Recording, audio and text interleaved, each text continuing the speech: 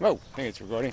Yeah, response video to the modern mystic mostly, I suppose, but it's really this conversation a little bit about programming.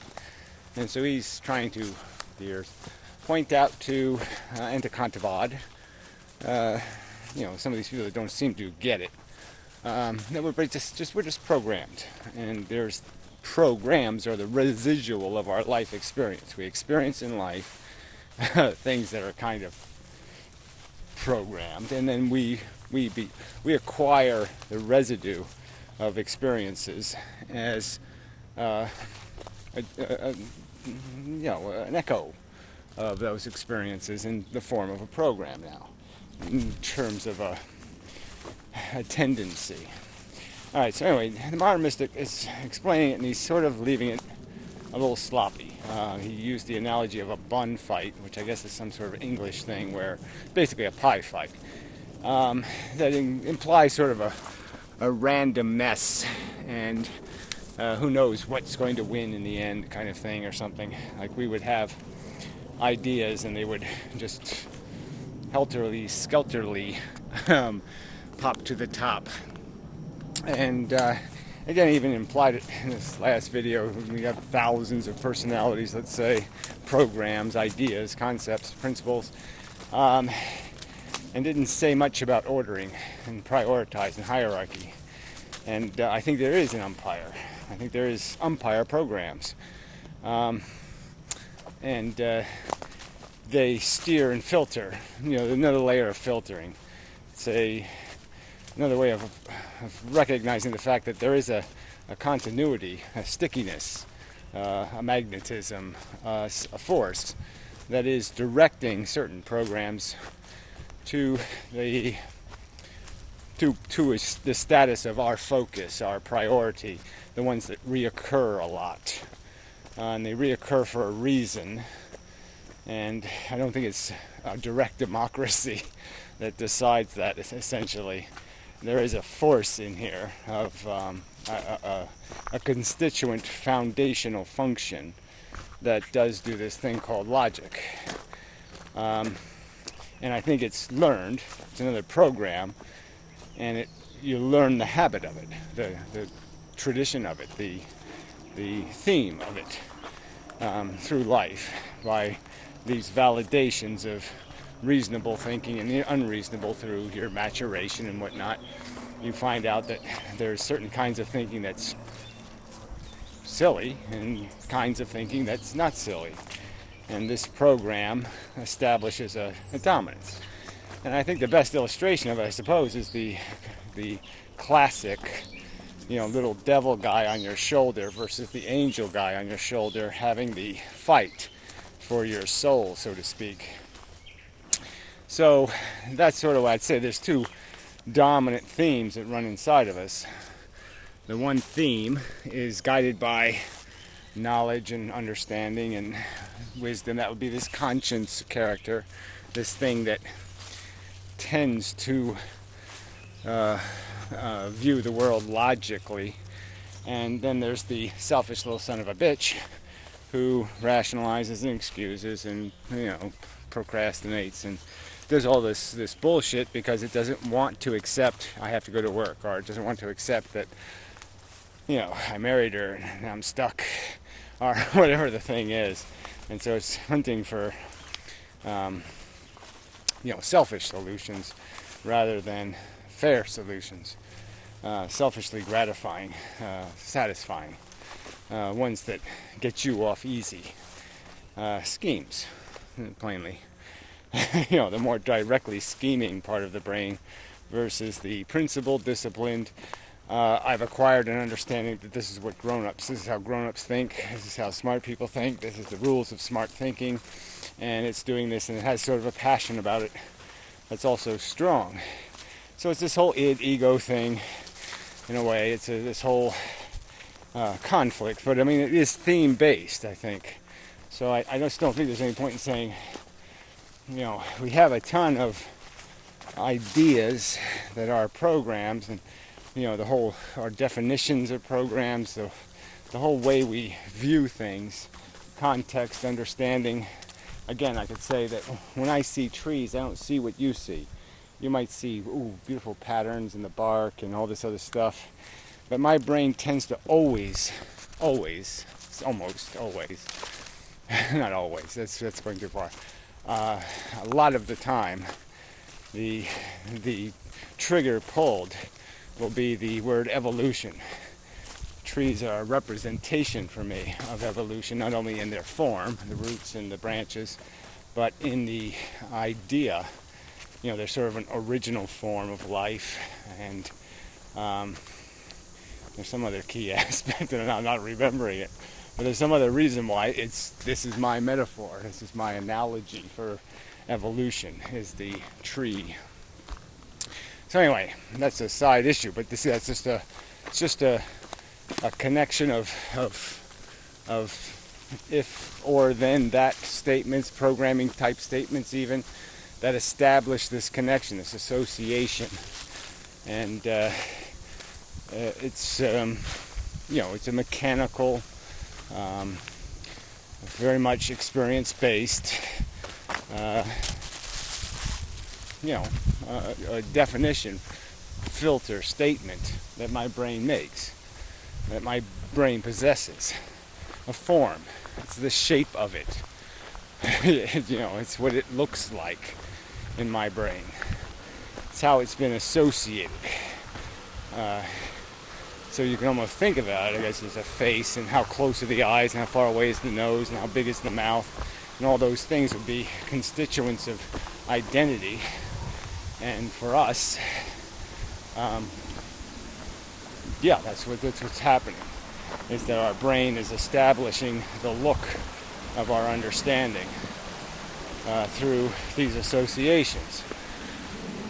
All right, what else needs to be said? Probably nothing, and I'll just drag this out. No, but I mean, okay, the key point I wanted to raise was that I don't think chaos isn't deciding.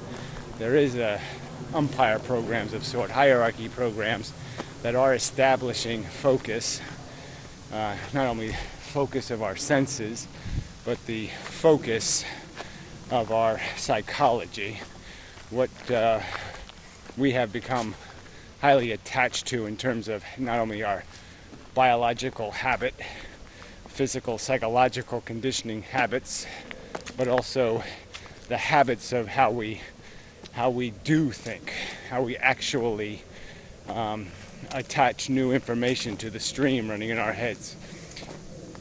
So I guess that's some other point I wanted to make, that this stuff probably isn't created in little bits that are stored in little places.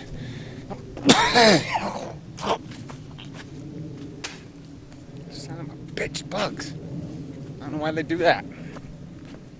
I hate eating bugs. Go away, you stupid fuck. Damn it. Nature sucks.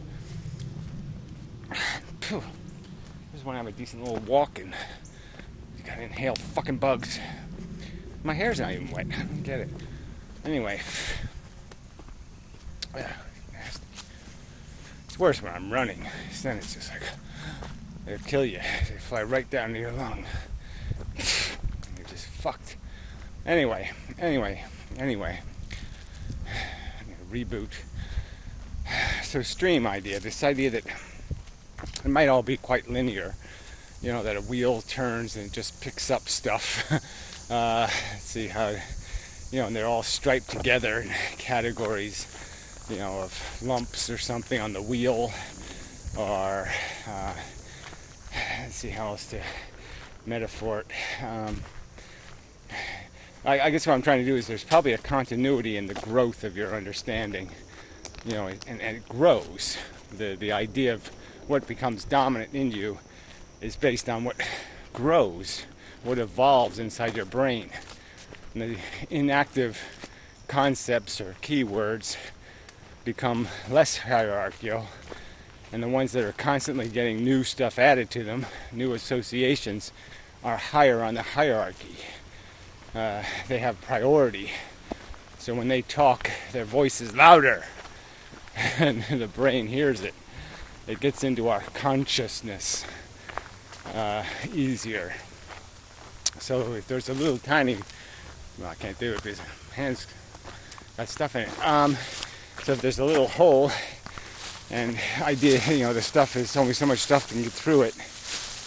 That's the focus, and what gets through depends on what has the higher pressure or the more the power, and the power is decided by the mass or the weight of the number of associations, the amount of time your brain has spent adding, talking about, thinking about, contemplating, playing with. Playing with might be a good idea. The one that's been active the most has an attention priority, and it can only be defeated, it can only be diminished, by the new player, through this umpire appeal system of some kind, this other program, the booster, the focus, that says this other thing has merit. Let's associate this now. Let's roll the ball that way instead of that way. I don't know, something like that. I guess what really happens is that you only modify. You can't change players. You only change their uniform. Yeah, maybe that's a better way to put it. So we get stuck to a theme. So again, I guess what I'd say is the fight is really, I think, maybe just through metaphor or analogy, you could say this conflict between the selfish, desiring beast and the logic-doing, modeling of the world, understanding of the world animal, and that those two are the main boxers, the main players, and the rest of the programs are more about the style of their punch, whether they're southpaw or not, or some kind of crap like that. And again, you still have this idea of how do you acquire a passion for, say, something as abstract as logic or the truth. They're kind of distant from that selfish thing. So there must be something innate. I think it's the mechanism probably that does create the emotions of guilt and emotions of empathy. That thing, that mechanism, is the one converted to the purpose of becoming a logic lover and a rationalist, and somebody capable of recognizing when they're just rationalizing, when they're just making excuses, when they're just bullshitting to evade recognizing a truth that their brains keeps throwing right in front of them, kind of thing. Well, anyway. The major point that needs clarification is I just don't think it's not a bun fight. Yeah, okay, that's all I gotta say. Because then what decides who throws the hardest buns? So you can't just say bun fight. That just doesn't say anything about how one establishes their personality and their mission statements and their ambitions and goals and all that crap. That what rises in this hierarchy and how does it rise is, I think, about something more than just a random bun fight. The players have been the hierarchy's already been decided either through the conditioning process and the agreeableness of these associations. So a lot of stuff stuck to a theme, and that theme is strong. And it's strong because, well, like I said, let's say you just have these two themes. One that likes things that are logical, and one that likes things that turn out good for you. And stuff sticks to them. And So lots of rational ideas and principles can be stuck to this thing that says, yes, that's in the logical universe. Do unto others as you have others do unto you. Oh, that makes a lot of sense. It adds up mathematically, logically. So yeah, it sticks to that boxer's glove of logic. But it doesn't necessarily knock out the selfish fuck who says, you know, do unto others before they can do unto me. Yeah. Yeah. So, anyway. Yeah, so I don't know if this has been at all constructive. Well, I think it's just necessary to point out that there's a big, blank space left there. Big, empty that's got to be filled. And bun fight isn't filling. That's not doing it. That's not good enough.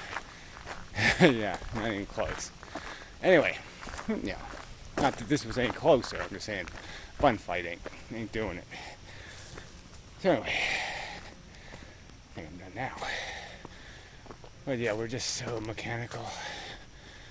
It really is funny that, I can just basically, anybody who hates me, I can just point to the world and say, it made me, shithead. The world you're defending created me. So if you want to curse at something, curse at that. Yeah, that's what I'm doing. So you're on my side after all. Anyway. Yeah, I think now I'm done. So, hey Nick. Oh, that's right, you're not watching this listening. Point. Facially gesturing. Wink. I'll do all kinds of symbols in the background, and you won't know that I really said a whole bunch of other stuff. Yeah, it's a good plan. I'll work on that later, a lot later. Anyway, till next time.